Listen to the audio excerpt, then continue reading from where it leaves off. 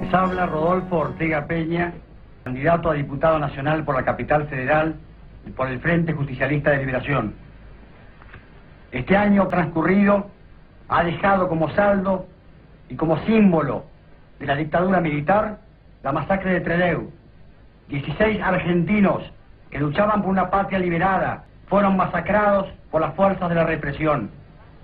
Desde la banca nos comprometemos a investigar hasta sus últimas consecuencias ese hecho y demostrar terminantemente lo que todo el pueblo sabe, que fue el ejército de ocupación quien fusiló a esos patriotas, como hace 16 años fusiló al general Valle y en Concepción Suárez a otros tantos patriotas que luchaban por su liberación. Nosotros, los que hemos estado y estamos en contacto permanente con los prisioneros de nuestro movimiento y todos aquellos que encarnan las posiciones populares, sabemos bien que estas elecciones del 11 de marzo no es una concesión graciosa del sistema, sino que serán arrancados esos combatientes, los muertos y los que están prisioneros en 17 años de lucha sin cuartel. Y además, sabemos como abogados que es imposible una verdadera justicia en el tipo de sistema burgués que está al borde del final, porque realmente solo un socialismo nacional garantizará por fin una orden y una justicia definitiva al salvo y al resguardo de cualquier contrarrevolución gorila. A través de los Andes todos se van intentando huir de la oscuridad.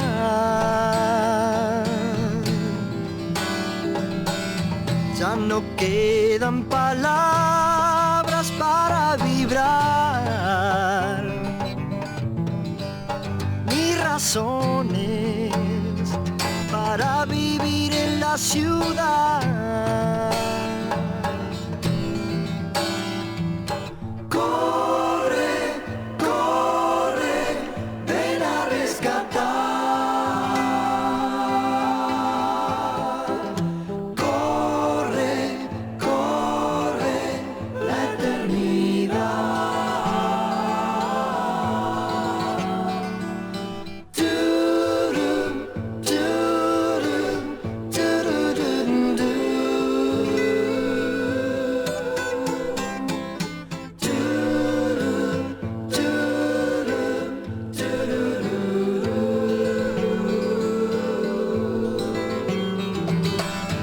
Allá van los secretos de la verdad, procurando la gloria, revivir en paz.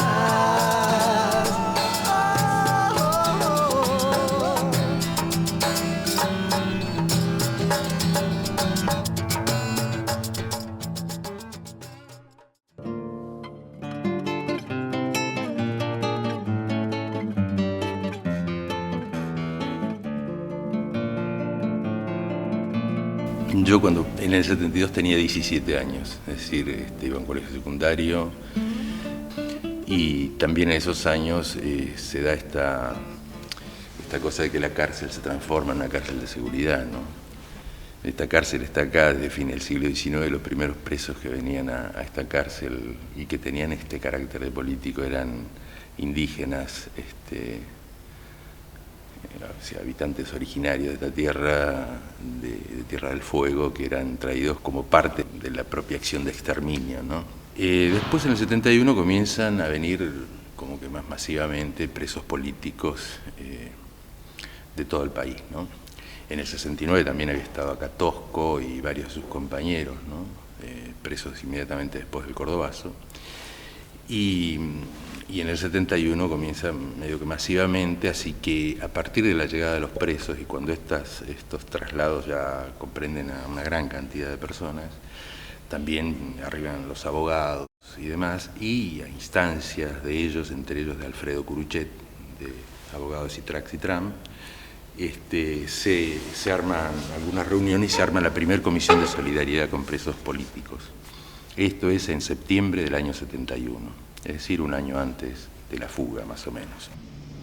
Los trajeron, ya sabemos, entre nosotros, pero si esto lo escucha la gente joven, para aislarlos de sus abogados defensores, para aislarlos de sus compañeros de trabajo, para aislarlos de sus familiares, como formas también del castigo, formas de tortura psicológica. Y claro, había posibilidad de visitas al penal, creo que era una vez a la semana, pero imagínate, una esposa o una madre de Tucumán, ¿cómo hacía para venir y quedarse en hotel o venir y verlo ese jueves y de inmediato irse? Entonces se creó la Comisión de Solidaridad con los Presos Políticos y una de sus facetas era ¿qué lugares tienes para alojar a gente? ¿Qué lugares tienes para alojar a gente? Y así, no fue mi casa la única. También había comisiones en Chaco y las comisiones de solidaridad además existían en cada uno de los lugares donde había detenidos políticos, ¿no? Así que esta práctica está bastante extendida, ¿no? Y además de las comisiones nacionales que existían, sobre todo la COFAPEG, que tenía una acción más amplia, y posteriormente la Comisión de Solidaridad de Presos Peronistas, ¿no? Acá en principio se creó una sola comisión que se encargaba de atender a los contingentes de familiares que venían, a los contingentes de compañeros de los detenidos que venían a visitarlos, o dirigentes, a los abogados, o sea, de la gremial de abogados. Eso que podría ser visto de una simple cuestión solidaria desde el punto de vista humanitario, en realidad implica muchas más acciones de compromiso político, ¿no? Si bien es cierto que se atiende a los familiares, que se asiste a los presos y demás, en realidad muchos de los miembros de la Comisión de Solidaridad, probablemente unos 60, un número cercano a 60, terminan siendo apoderados de los presos políticos, una figura legal que preveía la ley, ¿no? Fue una figura que se encontró, ¿no? Es decir, los abogados venían de Córdoba, Buenos Aires fundamentalmente, adhirieron aquí algunos como Amaya, Romero y Solari Irigoyen.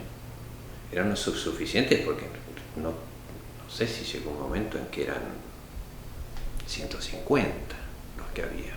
No daban abasto y era muy costoso y molesto la venida para atenderlos, para asistirlos. Entonces se encontró una figura que era la que permitía que por estar privado de su libertad, ¿no?, un interno tuviera un apoderado lego, no implicaba que no pudiera ser abogado, pero podía ser un lego, ¿no?, que lo asistiera en el sentido de atender a sus necesidades, de visitarlo, ¿no? Y esa fue la brecha que encontramos. Es decir, que llegábamos, qué sé yo, 15, 20 apoderados, ¿no? Entrábamos todos juntos y recibíamos a todos juntos aquellos a quienes representábamos, ¿no? Entonces se armaban, se armaban grupos, se intercambiaban los grupos, ¿no? Y era muy... Además era el clima es una cosa inolvidable, ¿no? El clima que reinaba en esas reuniones. Porque no era el de presos deprimidos, preocupados por su situación, ¿no?, sino que era de muchachos, porque todos eran, los más viejos eran de 30, eran de mi edad, pero los más jóvenes eran todos de poco más de 20.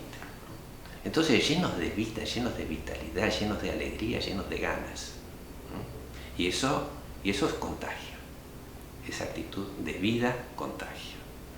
Todos los miembros de las comisiones de solidaridad destacan esto, ¿no?, la posibilidad de estar hablando con cualquiera y discutiendo sobre cualquier tema de política nacional. Cada micro que sale de Córdoba, de Buenos Aires, de Tucumán, ¿no?, de donde sale y que venga a visitar a los presos, todos los del micro son permanentemente hostigados, ¿no? En cada cruce fronterizo, en cada ciudad importante van a ser requisados, van a ser registrados, etcétera, ¿no? Mira, cuando cae Rubén en el principio del 71, en Villa Devoto, se empiezan a formar el pabellón de los presos políticos, porque no había todavía un grupo de presos políticos ya con organización y todo eso. Empiezan a caer muchísimos estudiantes por manifestaciones, en asambleas, en universidades, muchísimos compañeros que habían participado del cordobazo, del viborazo, estaban en distintas cárceles de la Argentina. Algunos fueron trasladados a Villa Devoto, otros estaban en otros lados. Hay muchos dirigentes sindicales, estudiantiles, y empiezan a caer los presos políticos. Empieza a formarse el pabellón de presas políticas en Villa Devoto. Y en ese año, en el año 71, se forma el primer grupo de familiares de presos políticos, sindicales, estudiantiles, que no existía todavía como grupo. Y organizamos con los presos para las reivindicaciones que ellos pedían, de libros, que se les permita entrar libros, que se les permita entrar un calentador para tomar mate, etc. Los familiares organizamos huelgas de hambre para apoyar las reivindicaciones de los presos. O sea, era una cantidad de presos que se juntaban en las visitas en un lugar que sería como un enorme gimnasio, y ahí estaban todos juntos. O sea, ahí yo conocí a los compañeros que habían participado en distintas actividades, mismo los primeros grupos armados, todos se iban juntando lo que iba haciendo toda la oposición a través de todas las armas posibles, sea los armados, los estudiantiles, los sindicales, los políticos, todo aquello que empezaba a actuar, dado que ya la época del terrorismo de Estado se estaba instalando. Y es en 1972, el general Lanusse decide enviar a la cárcel de máxima seguridad, la de Chubut, a los presos de distintas cárceles de la Argentina. Entonces, cuando Rubén llega a Rawson en mayo del 72, en ese lugar ya estaban todos los grandes dirigentes de Montoneros, de la FARC, del FAL, del PRT, del RP, de distintas organizaciones políticas. Estaba Tosco con todos los compañeros que habían ido cayendo, dirigentes del cordobazo, del rosariazo, del viborazo, de las grandes luchas sindicales que hubo en el país anteriormente a la masacre de Trelew.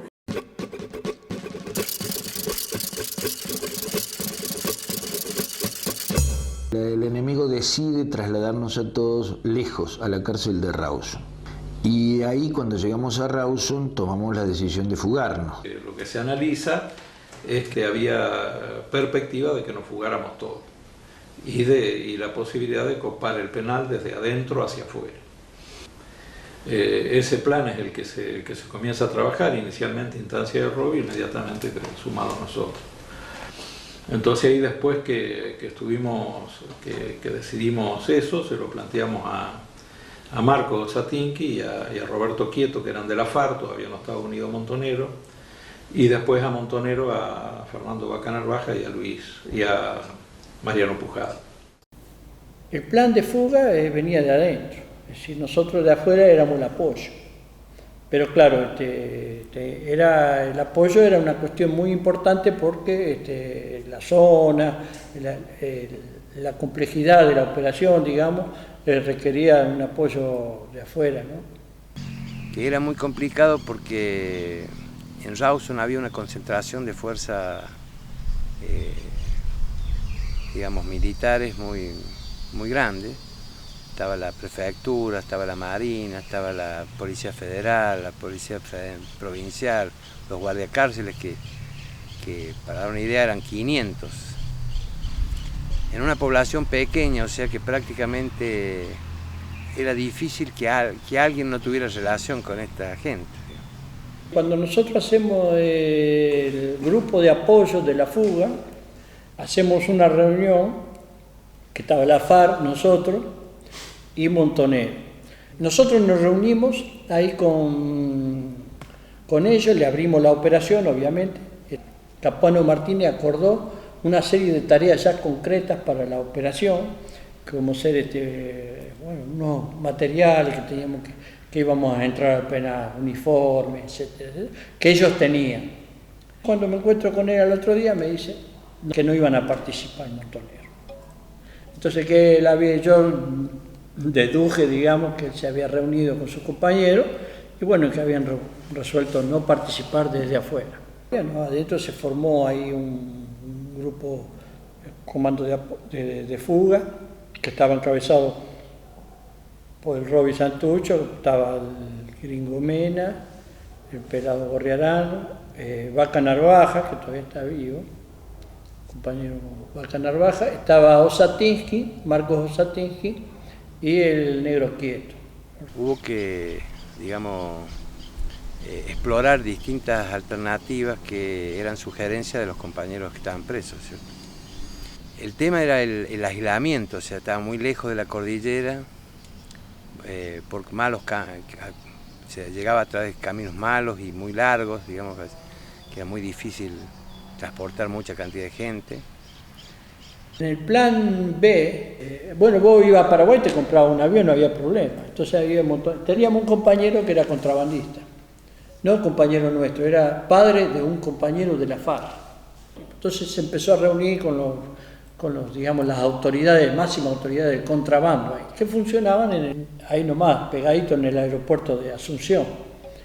Pero estaba metido desde el Cardenal, el General Tron, estaba todo, eso lo manejaban ellos. El compañero iba en un auto, ¿no? En un Peugeot. Y entonces se lo pidió el hombre, qué lindo auto, dice, no me conseguís uno. Entonces le regaló el auto al mafioso ese. Entonces eso fue como que le abrió todas las puertas. Entonces cada vez que llegaba, nosotros le dábamos un auto, él lo llevaba al auto, se lo entregaba una vez al obispo, otra vez al general, otra vez al ministro, y así se vivía.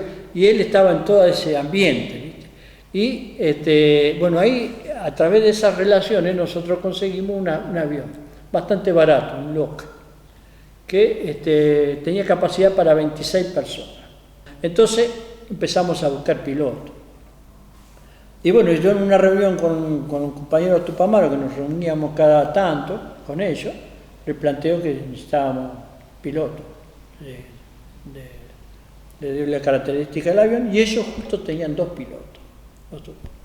Entonces, sí, como no, bárbaro, paz me da, nos pasan los pilotos.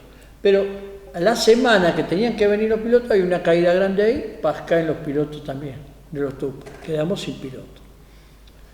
Entonces el Roby ahí manda a decir que no, vamos con el plan A. Se terminó evaluando la posibilidad que finalmente se ejecutó, que era la de utilizar un avión de línea, haciendo coincidir el horario del copamiento de la cárcel con el horario de llegada del avión astrolero. Y nos parecía una cosa enorme, porque vos ves ese penal de afuera y decís, ¿cómo van a ser los compañeros sin armas, sin nada, tomar semejante penal? Porque veíamos a la operación, me incluyo, ¿no? Veíamos a la operación como una cosa, digamos, tan grande, tan imposible, tan en una zona desértica, tan en el culo del mundo, para decirlo mal y pronto, que decíamos, puta madre, ¿cómo vamos a hacer para salir de esta? ¿Entendés? Entonces, para nosotros era patria o muerte. Y se hace una reunión, ahí colaboran, nunca se dice, pero ahí colaboraron mucho un equipo que había de Bahía Blanca de compañeros, que nos llevaron a su casa, ¿viste? Nos dieron la infraestructura. O sea, la reunión era ahí porque ese era el último punto de apoyo que teníamos. Bueno, en esa reunión participa 3 compañeros de la FARC y 3 compañeros por el ERP, ¿no? El Colorado Marcos, el gallego Palmeiro y yo. Y bueno, después de evaluar todas las cosas, los compañeros de la FARC plantean levantar la operación. El gallego coincidía en levantar la operación. El Colorado tenía dudas y yo planteo que que esa decisión no estaba ahí, que ya había sido discutido y tomado, que lo que teníamos que ver era cómo lo hacíamos lo mejor posible. A raíz de eso, el Colorado plantea hacer un cuarto intermedio, que comiéramos y que cada grupo discutiera entre ellos, ¿no? Entonces, bueno, frente a esto, el Gallego dice que ya si íbamos al muere, digamos que fuéramos nosotros tres, pero que él no iba a comprometer los equipos. Entonces yo retiro los equipos, que yo estaba encargado de la contención, y él los equipos que iban a tomar el avión. No estábamos nerviosos por una cuestión personal, estábamos nerviosos por la envergadura de la operación, la responsabilidad, porque eran 140 compañeros que íbamos a sacar de ahí. 140, era una operación de carácter para nosotros estratégica, si quiere, porque triplicábamos la fuerza prácticamente, ¿no? Y aparte que estaba la dirección ahí. Entonces, para nosotros era una situación muy tensa, si quiere. Y la FARC había resuelto lo mismo, digamos. También ellos dicen, bueno, participa el número básico. Entonces nosotros nos vamos ya con el Gallego, me voy a Río Gallego. La Anita Weissman se queda en Trelew.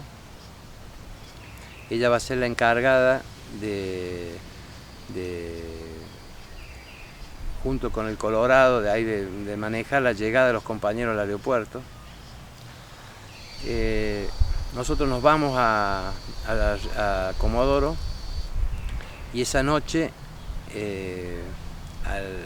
hablamos por teléfono, nos dicen que todo seguía bien y al día siguiente volvemos a hablar y nos dicen que ya estaba en marcha y que le habían dado la señal, que era un trapo rojo, la señal a los compañeros que se tomaba el penal. Bueno, nosotros volamos desde Comodoro en el momento en que se estaba tomando el penal y llegamos al aeropuerto con el avión, un Bacon Eleven era, a fin de no levantar, digamos, que no saltara la operación.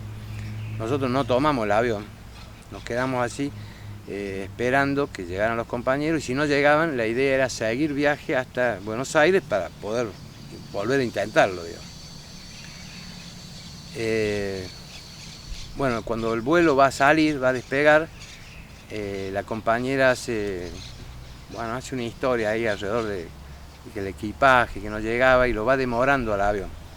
Había habido en el penal un tiroteo, había muerto un guardia cárcel, había habido un tiroteo, pero era bastante común en esa zona que se produjeran así 3, 4 disparos, ¿viste? Porque bueno, ya te digo, la zona estaba gente armada ahí, ¿viste? El compañero interpretó mal la seña, o el caso que no entró. Pero el otro compañero entró, el del Falcon entró. Entonces, claro, los camiones no es que estaban uno al lado de otro y esperando para entrar porque era muy botón. Estaban como camuflados, uno que se le pinchó una goma, el otro esto, pero digamos, estaban todos más o menos uno a la vista de otro, pero en distinta distancia. Entonces cuando el compañero entra, el del Falcon y los otros compañeros no entran. De Rawson a Trelew hay 26, 27 kilómetros, una cosa así. Llega, yo estoy en el aeropuerto y llega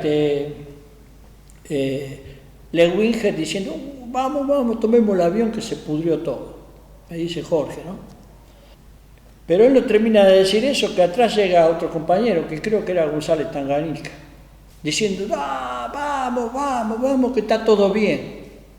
Entonces yo ahí me di cuenta que él había interpretado mal la situación, que estaba todo bien. Entonces, nosotros llegamos ahí al aeropuerto, estaba el avión carreteando, ahí copamos la torre de control, ahí subimos Vaca Narvaja y yo, le decimos que somos militares y que hay un explosivo dentro del avión y que lo vamos a revisar. Ahí nomás paró el avión y nos fuimos caminando, cruzamos ahí un descampado ahí hasta que llegamos a la pista, con el avión parado ahí, Y ahí sucede también un hecho, que los compañeros que estaban arriba, que nos confunden a nosotros creyendo que eran militares, y ellos copan el avión adentro, pensando que éramos militares en serio, porque hacía mucho que no nos veíamos. En determinado momento vemos que hay un movimiento en las cabinas, en las azafatas, y nos damos cuenta que algo ha pasado y bueno, tomamos el avión. El gallego entra a la cabina y yo me ocupo de los pasajeros. Y bueno, como una situación en ese momento lógica, la gente se pone nerviosa. Bueno, tratamos de tranquilizar, lo que no pasaba nada, y la puerta del avión estaba abierta. Yo me coloco en la puerta para que nadie saliera, y al rato llegan corriendo los compañeros, que venía Fernando con el uniforme militar, y ahí hay una confusión, casi se produce un tiroteo. Bueno, hasta que lo reconozco a Marcos, digamos, y bueno, ya suben los compañeros. Ahí esperamos un rato, se comunica del avión hasta la torre, a ver si habían llegado el otro grupo de compañeros, que no llegan, esperamos un rato, y finalmente, bueno, se toma la decisión o sea, llegan a la conclusión que los compañeros no habían podido salir y que estaban en el penal. Entonces se toma la decisión de volar, de ir a Chile, incluso ya volando se vuelve a llamar y todavía los compañeros no habían llegado. O sea, estaba la posibilidad de hacer volver, digamos, el avión, ¿es cierto? Bueno, subimos al avión, nos vamos a la cabecera de la pista, lo que habíamos acordado con los compañeros, y cuando ya nos enteramos que están rodeando y está el ejército en conocimiento más o menos de lo que pasa, y arrancamos. Otro grupo de compañeros que manotean algún par de autos, llega a la base, al aeropuerto, pero ya el avión se había ido y no se logra hacer bajar a otro. Esto es una prueba, que en este momento estemos hablando, compañeros del ERP, compañeros de Montoneros, compañeros de FARC, y que coincidamos en este hecho, es nuestra voluntad, es manifestarnos como, o sea, tratar de lograr un ejército unido, tratar de acabar con estas siglas, o sea, que nos distinguen. En ese sentido, toda la discusión la haremos frente a las masas. Entonces, nuestra voluntad es eso, la unidad en este momento de las organizaciones armadas. Y finalmente el grueso de nosotros retrocede hacia la cárcel y la mantenemos tomada durante 12, 15 horas, hasta que negociaron la impunidad de los que estábamos en la cárcel para que nos rindiéramos, cosa que cumplió, ¿no? El enemigo. Lo que pasa es que no pudimos salir todos los que estábamos preparados. Estamos esperando en el pasillo, el último pasillo que salía a la calle, y bueno, fue una cosa muy triste y dura tener que regresar otra vez a sus celdas, ¿no? No había posibilidad de salir si no había medios de movilidad. Eso estaba resuelto ya de antes.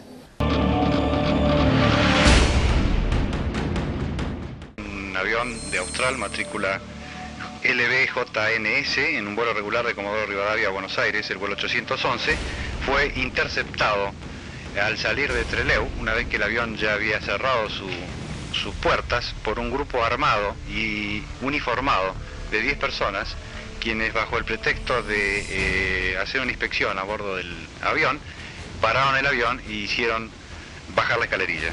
Una vez que subió esta gente desde la torre del avión, se vio que estaban apuntando al comandante, quien comunicó que proseguía su viaje con rumbo desconocido.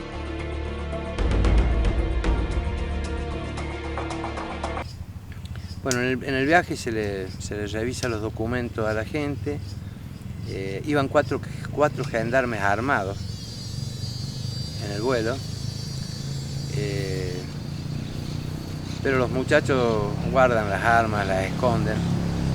Sería un viaje tranquilo, digamos, tratamos de calmarlo, se calma la gente. Bueno, ahí empieza una negociación que baja Roby con Marcos Satinsky a negociar.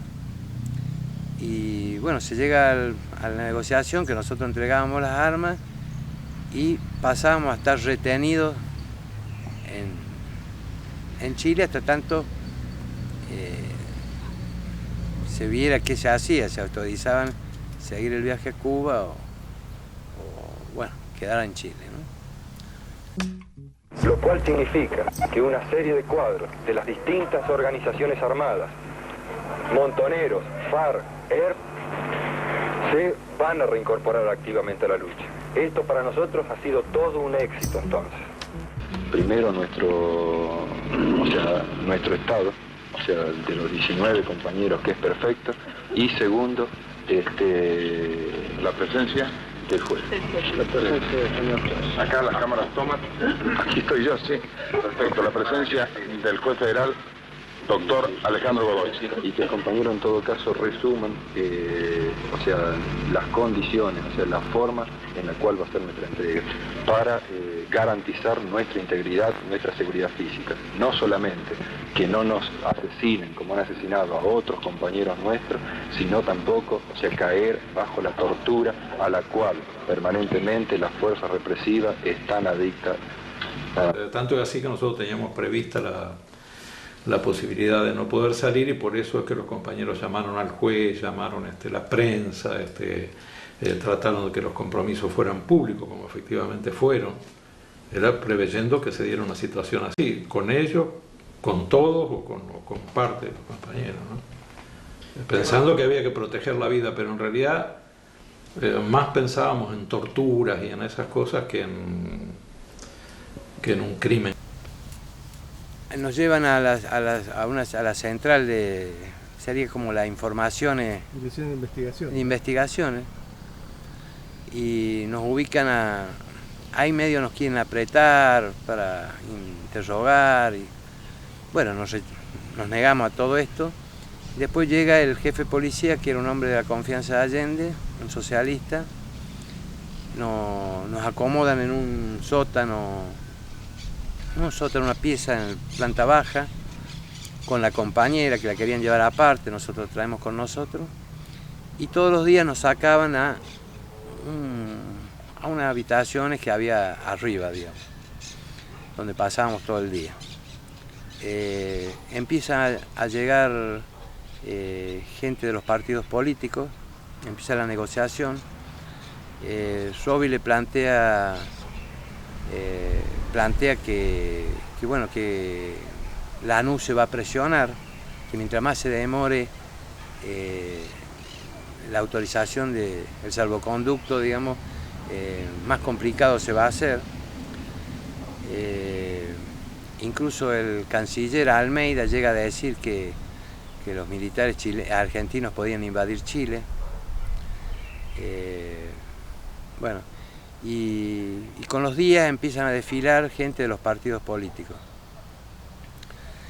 Hay movilizaciones de los partidos políticos, ¿no? Hay movilizaciones del MIR chileno, hay varias movilizaciones, rodean el edificio de investigaciones con 5.000 personas. Al MIR no tiene autorización de entrar, los demás partidos políticos pueden entrar. En ese momento quizás fuimos muy ingenuos, no nos dimos cuenta que entre la gente que autorizaron entrar, metieron servicio. Gente que, digamos, compañeros entre comillas, que trabajaban para ellos, ¿no? Esta es la experiencia, o sea, para que se sepa cómo trabaja. Nosotros en ese momento no nos dimos cuenta. Entraron gente de los partidos, entre ellos los socialistas, el Partido Comunista, algo de la democracia cristiana.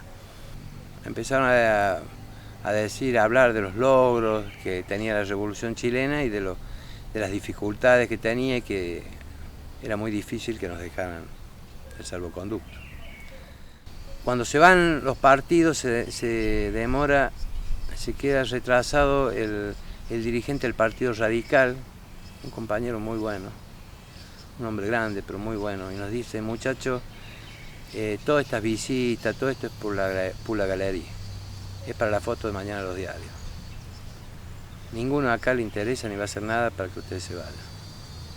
Lo único que están haciendo algo son los compañeros del MIR que están movilizados, y se tienen que recurrir a Allende tienen que pedirle a Allende, tienen que hablarle de la tradición revolucionaria de él, de la autorización que les dio a la gente que estuvo con el Che,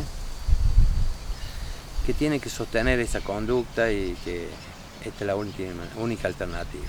Bueno, por supuesto, mientras todo esto ocurría, nosotros estábamos planificando con el gallego un plan de fuga que Roby nos había encargado y ya estábamos viendo cómo nos íbamos, ¿no? Cómo aprovechábamos esta movilización que había del MIR en los próximos días y ya sabíamos más o menos cómo teníamos que hacer para irnos. Mientras tanto había un avión que Cuba tenía esperando en el aeropuerto, ¿viste? Había demorado los viajes de Cuba y estaba el avión de Cubana esperando que nos dieran el salvoconducto. O sea, en este sentido, Fidel estuvo extraordinario.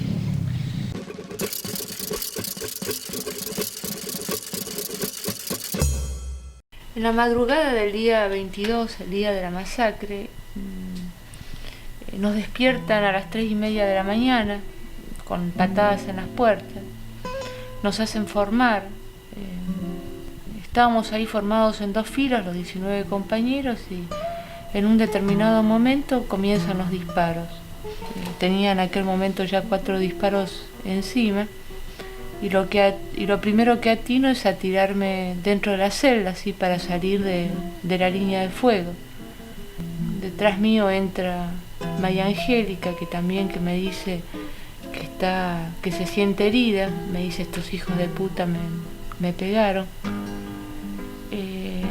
La otra compañera yo la veo a Lasallo, a Santucho, yo la veo tirada ahí en el pasillo muerta, y es donde realmente me doy cuenta de lo que está pasando, porque en un primer momento yo no podía creer lo que estaba pasando, es decir, pero al verla a ella muerta me doy plena cuenta de lo que estaba sucediendo, que nos estaban directamente fusilando, nos estaban matando. Tengo en total 5 tiros, 4 en el cuerpo y 1 en la cabeza, que es el tiro de remate. Bueno, cuando comienzan los disparos, yo estaba formado al fondo del pasillo y de inmediato, reaccionando instintivamente, me meto en la celda, junto con Alfredo Con, que era mi compañero de celda. Después siguen sonando los disparos de ametralladora, luego los de pistola, que eran los tiros de remate sobre los compañeros que estaban caídos en el pasillo. Al poco tiempo se aparece Bravo delante de la puerta y nos hace parar en el medio de la celda y nos pregunta si íbamos a declarar.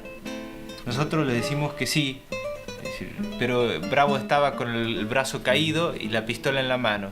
Y él no dispara contra nosotros, sino que se va. Y de inmediato aparece una tercera persona, que ya lo habíamos visto en otras ocasiones. Y en las pocas ocasiones que apareció, se mostró también como de la misma calaña que Sosa y que Bravo.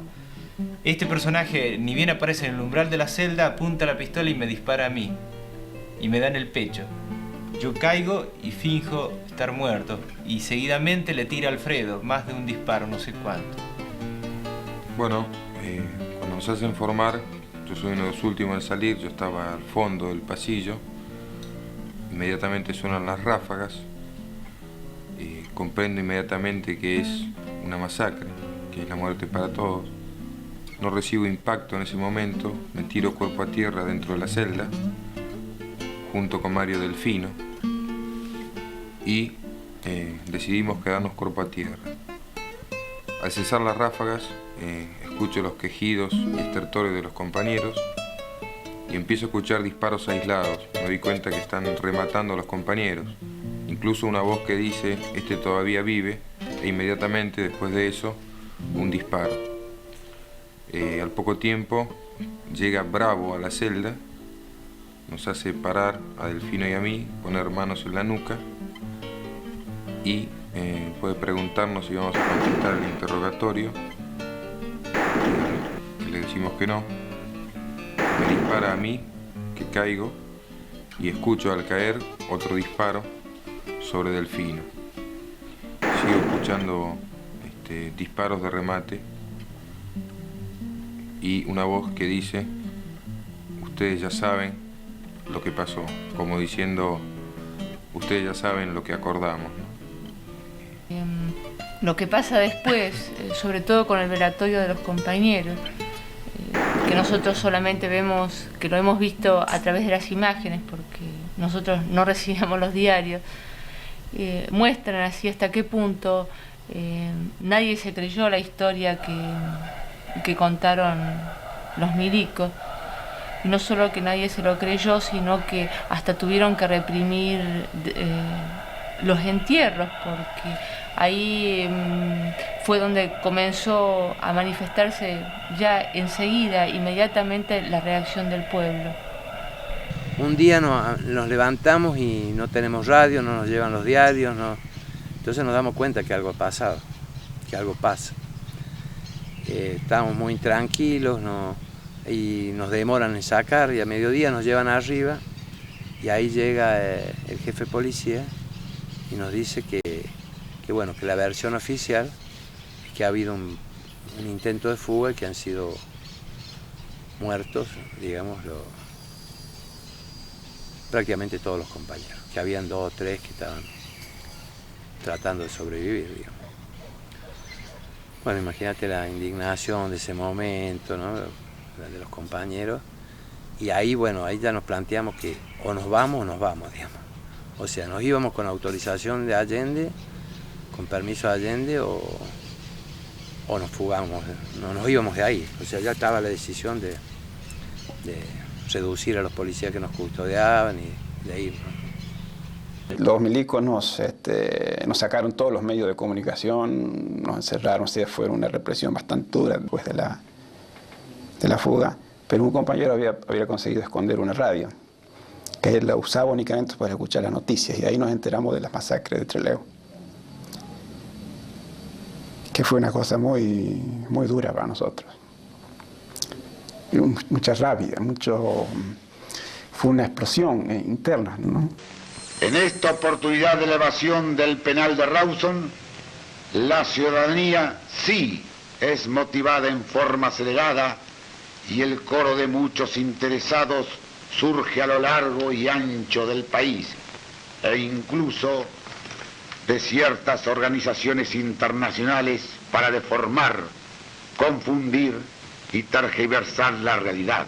Las Fuerzas Armadas, de seguridad y policiales están firmemente decididas a emplear toda su capacidad para evitar el caos y la sumisión a doctrinas inaceptables para el pueblo argentino. Y bueno, entonces eso ahí en el mismo día ese, y el señor Pupán nos dice que bueno, que a partir de eso ya Allende había decidido arreglar los problemas prácticos para ir para Cuba, ¿no? Cuba ya había puesto un avión desde el primer día, los cubanos estaban al tanto de que se iba a realizar la fuga, nosotros le habíamos avisado. La dictadura militar intentó con este asesinato en masa, con esta masacre, de responder de alguna manera al golpe que para ellos significó el éxito parcial de la operación de fuga de Rawson, y al mismo tiempo ejercitó este acto de venganza con estos compañeros, teniendo en cuenta también el valor de ellos, porque todos los compañeros, los 19 compañeros, estaban entre los mejores militantes, cuadros y militantes de nuestras organizaciones. Estaba el Gringo Tosco, en el cual en ese momento hicimos un acto de conmemoración de los compañeros, y teníamos totalmente prohibido hablar. Estábamos encerrados en celdas individuales, pero había una ventanilla arriba que era arriba de la puerta, que en ese momento Tosco habló en nombre de todos los compañeros, y hubo un silencio en la cárcel que hasta los mismos guardiacárceles, los gendarmes que estaban ahí, no se atrevieron a prohibirle, a reprimirlo a Tosco, porque estaba conmemorando a los compañeros asesinados en Trelew. Eso es una de las cosas que más recuerdo, digamos, ¿no? Con emoción. Sabíamos que 6 compañeros habían recuperado su libertad, pero que 19 compañeros estaban en manos de las fuerzas de la represión. El camino se hace plano bajo tus pasos, hermano. Sonrisa de cordobazo, combatientes sin pecado. Sonrisa de cordobazo alzado, combatiente involuntario. Mañana te encuentro negro,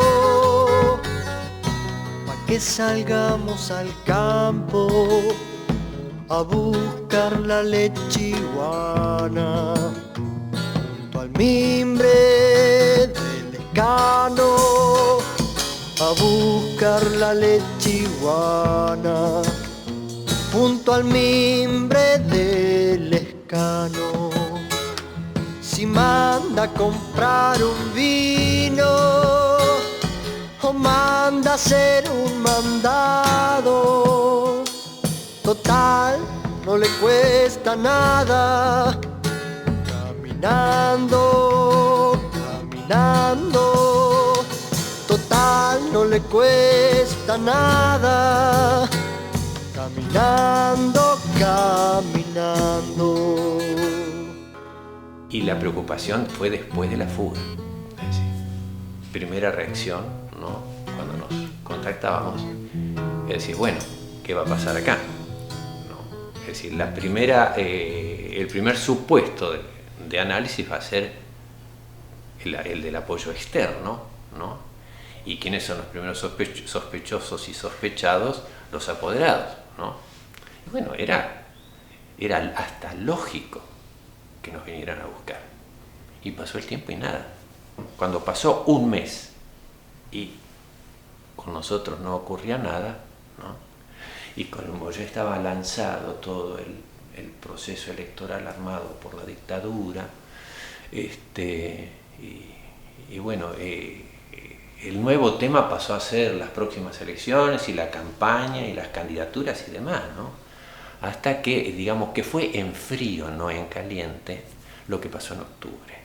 Son arrestados, son torturados, son llevados a la cárcel de Devoto. 16 eran las figuras, digamos, que en algún momento tuvieron un rol importante en las reivindicaciones, o bien como apoderados, o bien en las reivindicaciones por decir la verdad de lo que pasó en Trelew después. Ya se sabía que habían arrestado a 40 personas. Entonces, mi hermano había presentado un recurso de habeas corpus y entré a encontrarme con varios conocidos y ahí me informé bien de cuál era la situación. Y de la convocatoria para esa tarde en el Teatro Español, que estaba alquilado por el municipio y se denominaba Teatro Municipal, ¿no? Entonces fui de los primeros que llegó y con 4 o 5, ¿no? Comenzamos la cadena tomándonos de la mano que cortó el tránsito frente al teatro. Entonces vino la policía para convencernos que no fuéramos y la gente de tránsito, en fin. Pero no, ya se empezó a juntar gente y se cortó la calle. Se cortó la calle y después vino toda la historia del Teatro del Pueblo. Cuando llegué a Trelew me sorprendió encontrar una asamblea popular reunida en el Teatro Español, cuyas razones poco a poco se fueron haciendo más claras, y me sorprendió también encontrar en Trelew el primer acto de resistencia al poder, a los abusos de poder que en ese momento estaban sucediendo en la Argentina. Trelew se convierte en una especie de símbolo, y es un símbolo que se va agrandando a medida que pasa el tiempo. Trelew es el primer ejemplo de resistencia. Ojalá ese ejemplo hubiera sido mejor conocido en todo el ámbito del país, porque otra hubiera sido la actitud civil ante los sucesivos abusos de poder que se cometieron, los de López Rega primero, los de la dictadura militar en 1976 después. Es un hecho histórico que no bien se llevan a los ciudadanos que se llevaron, empieza a organizarse, entre espontáneo, fue una organización, digamos, coordinada, pero muy espontánea también. Cuando se produce el asesinato de los chicos en la base, hay un estupor, hay como una cosa, yo te diría que casi como el anonadamiento de no lo puedo creer, ¿viste? Tienes que asimilarlo. ¿Cómo pueden haber llegado a esto? ¿Cómo? Pero la reacción se pone de manifiesto, eclosiona cuando nos llevan a nosotros. Ahí surge toda la rabia acumulada también. ¿Y por qué? Porque una de las consignas muy repetidas en esas manifestaciones, yo me acuerdo de una de ellas como si la estuviera pasando ahora por ahí, Pueblo unido jamás será vencido. Dejó de ser un eslogan teórico. Fue lo que pasó. Acá estamos todos y los vamos a defender, y los vamos a sacar, y nos vamos a quedar sin dormir, y vamos a comer lo que ahí se organizaba, porque algo se juntaba con alimentos con los que contribuían los almaceneros y carniceros y comerciantes del barrio, sandwichitos, y fue un modelo de organización popular. Por eso la importancia histórica que tiene y por el resultado feliz que obtuvo.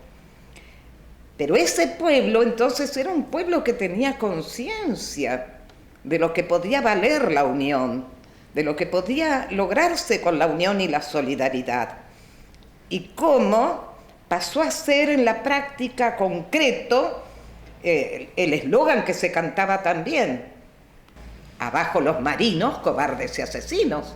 Ahí sale, en ese eslogan sale todo, y con valentía, porque, bueno, ¿viste? Las consecuencias que había habido y luego nos habían llevado. No, abajo los marinos, cobardes y asesinos. Fueron, nos agarraron, nos sacaron, nos llevaron a ese avión militar. Ahí estuvimos varias horas en unas carpas inmensas y al caer de la tarde ese avión Hércules se puso en marcha y nos llevaron a Buenos Aires. Pero fíjate que el sistema empezaba a instalarse. Estamos en el año 72, en octubre. El sistema empezaba a instalarse. Es el sistema del 76 en adelante, pero empiezan los prolegómenos aquí, empiezan los ensayos. Empezamos a empezar a poner los tornillitos, luego los seguiríamos apretando, perfeccionando. Realmente cuando llegamos, los de las oficinas ahí de recepción de los presos nos preguntan de qué penal nos traían. Creían que era un traslado de presos. No, ¿de qué penal? Le decíamos. A nosotros nos sacaron de nuestra casa y todavía nadie nos explicó por qué. Nos sacaron por la fuerza de las armas, pero no sabemos por qué todavía. Me lo contó una carcelera, que el director de la cárcel llegó un momento en que habló con las autoridades de ese momento, no sé, con el ministro del Interior, con quién, no sé, y dijo: yo a esta gente la tengo que soltar. No tiene proceso alguno, no viene por ningún juez, no viene de ningún otro penal y tampoco están a disposición del Poder Ejecutivo. Yo así no puedo tenerlos acá, los tengo secuestrados. Y apresuradamente nos pusieron a disposición del Poder Ejecutivo. Ahí. Que fue, mira, prácticamente 2 o 3 días antes de que nos dejaran ir a 10 primeros. Y en un momento que yo volví del baño, esa muchacha carcelera joven me dijo: entre Leu, bueno, voy a decir con palabras más suaves, entre Leu hay un lío. Están pidiendo por ustedes. Lo que pasa es que, digamos, hubo un desarrollo de los acontecimientos. No es que se cristalizó una situación, ¿no?, de conflicto total y permanente, sino que hubo digamos, con la presión de la movilización, se negoció.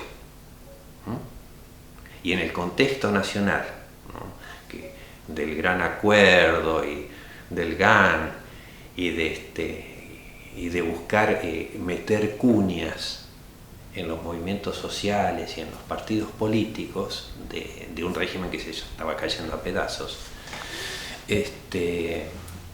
hubo espacios, ¿no? Hubo espacios para negociar y para obtener concesiones sucesivas que fueron fundamentalmente la devolución de los presos, ¿no? Es decir, yo diría que las concesiones que se obtuvieron fueron demostración tanto del peso de la movilización y yo creo mucho más por la debilidad y la soledad cada vez mayor del régimen. Y cuando llegamos bueno, sube uno que venía de parte de la intervención militar, a decirnos, están todos bien, todos físicamente, nadie está herido, está todo bien, bueno. Entonces, dice, bueno, pueden bajar, tenemos vehículos, los llevamos a su casa y todos dijimos, no, al Teatro Español, porque ya se había corrido la voz. Y no sé cómo, la gente que se había enterado, que había descendido el avión, y había una serie de autos, algunos medio tapados por la noche, un poco entre la sombra de los árboles, que ya hicieron caravana y nos fueron siguiendo. Y nos dejaron ahí en la plaza. Nos dejaron ahí en la plaza frente al Teatro Español. Y ahí entramos. De ahí en más, había mucha gente. Debían ser en ese momento, 1:30, las 2 de la mañana. Ya había mucha gente. Pero a partir de ahí, no sé, como hongos empezaron a proliferar. Llegaba gente. En los palcos de ese teatro, de la sala que tenemos acá al lado de este salón, habían puesto con telas blancas los nombres de los 16 y a medida que iban nombrando a cada uno de los 10 y lo iban tachando, y era una euforia, era una algarabía, se subían al escenario, los abrazaban, ¿por qué estaban tan contentos? Porque habían luchado y habían ganado. Nada más y nada menos que eso. Había dado fruto lo que habían hecho. Estaban tan contentos que te imaginas que uno también participaba de esa euforia, ¿cómo no? Y bueno, y de ahí en más vimos el funcionamiento de la asamblea, porque nosotros de inmediato nos incorporamos con todos los demás. Había que sacar a todos los que nos habían llevado, y también a Maya, que se lo habían llevado antes. Y bueno, y eso era un espectáculo. Y había todo el tiempo música, canciones apropiadas a la situación, y cuando se veía que la cosa se entraba un poco por pequeño bache que fuese el bache así como enseguida hacían hablar a alguien y buscaban que se levantara el ánimo y también algunos que vencieran el sueño, por cierto. Y así nos unimos a eso, y yo me acuerdo que volvieron a haber manifestaciones por acá, y las columnas pasaban por las narices del distrito militar, ahí daban vuelta. El centro de información pasó a estar allí, cada vez que ocurría algo se convocaba, la gente venía, es decir, fue una asamblea permanente, en realidad fue una asamblea permanente. Surgió todo un folclore, de canciones, de consignas. Y bueno, después era la fiesta cada vez que llegaba uno de los recuperados o varios juntos. Y lo que ya fue apoteótico y que fue lo que determinó luego la clausura, el cierre del teatro y de la asamblea, fue cuando volvió Maya. Y además, aún para los muy legalistas, principios, la defensa de principios que están en la Constitución Nacional también, porque yo siempre digo que esa palabrita subversión que crearon, la hicieron absolutamente al revés.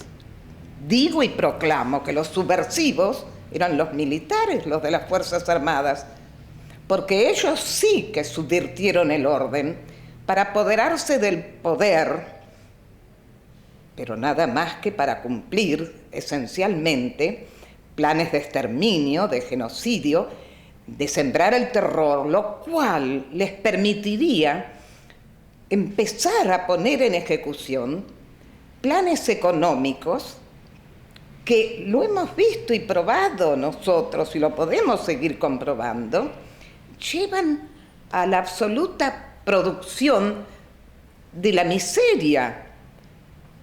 La economía del país puesta en manos de grandes grupos multinacionales, como nosotros todavía hoy lo vemos, el petróleo, el gas, las comunicaciones, las aguas, sanitarios.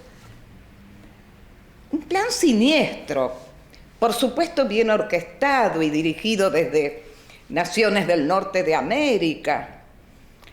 Ellos eran subversivos.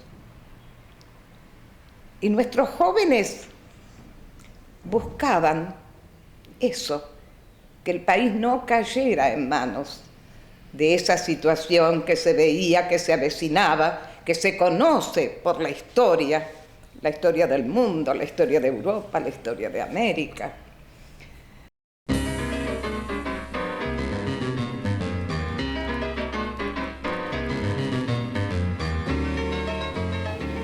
Desde 1972, que lo saca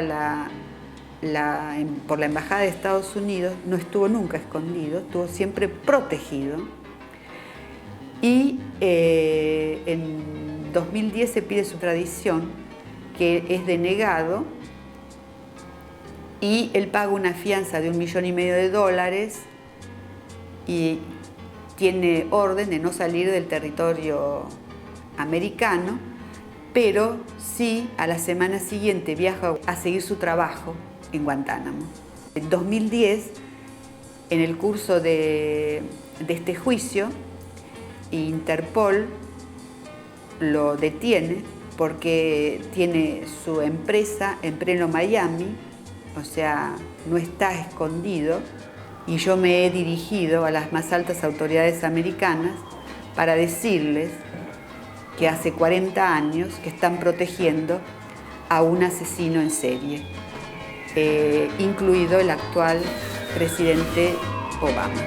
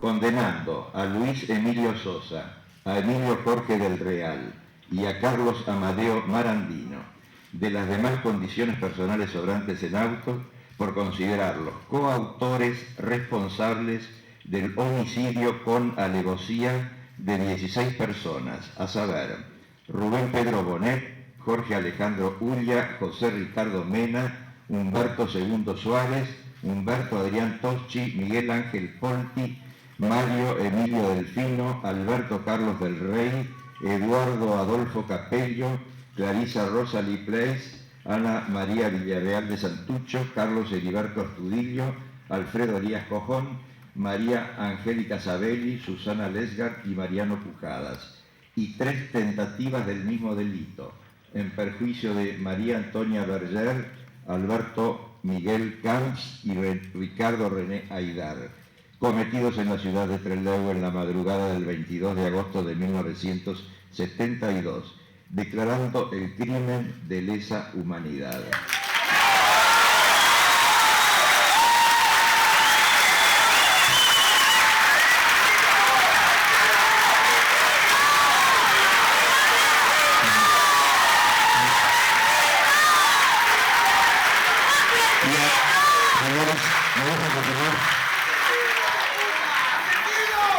Y a cada uno a las penas de prisión e inhabilitación absoluta y perpetuas.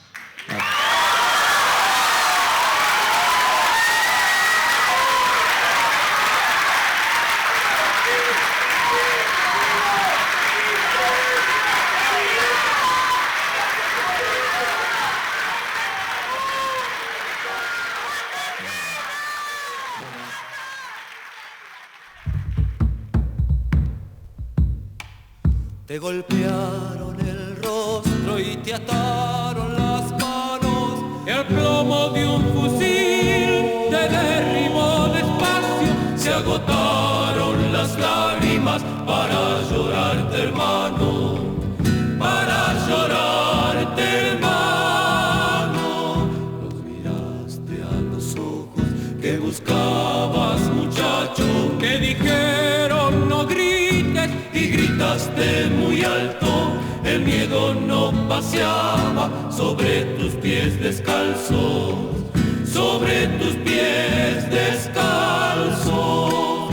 La raíz de tu grito se quedó en nuestras manos, porque junto a nosotros hay otros empujando, y el sol saldrá mordiendo sobre tu pecho ancho, sobre tu pecho, hermano.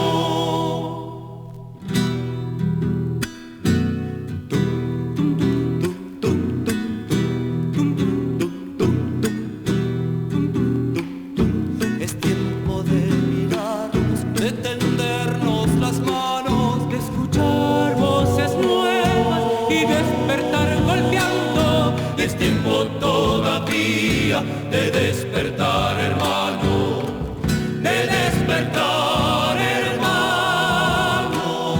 Será de nuestros hijos la tierra que buscamos, y nacerán poemas trepando en nuestros labios. El árbol dará fruto creciendo entre tus brazos, creciendo entre tus brazos. La raíz de tu grito se quedó en nuestras manos, porque junto a nosotros hay otros empujando, y el sol saldrá mordiendo sobre tu pecho ancho, sobre tu pecho, hermano.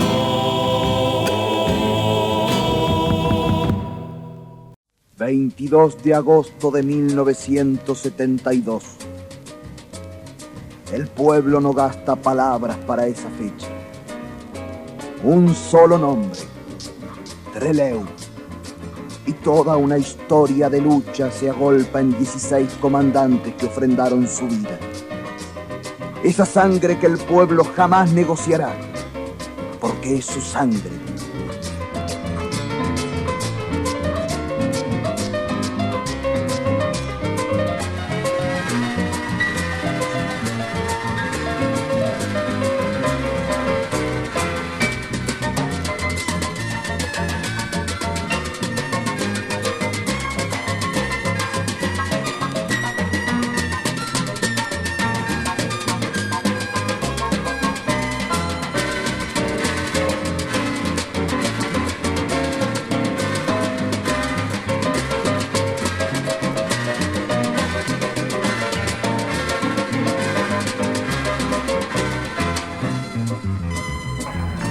la patria liberada,